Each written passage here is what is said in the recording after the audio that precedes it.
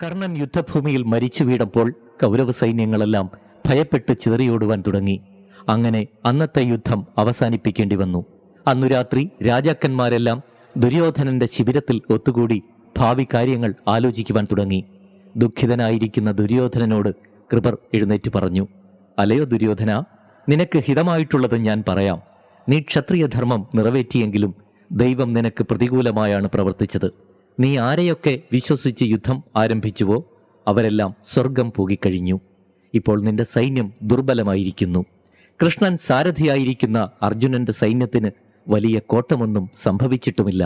യുദ്ധം തുടങ്ങിയിട്ട് 17 ദിവസമായെങ്കിലും അർജുനനും ഭീമസേനനുമൊക്കെ ഇപ്പോഴും തളരാതെ യുദ്ധസന്നദ്ധരായി തന്നെ നിൽക്കുന്നതാണ് കാണുന്നത്.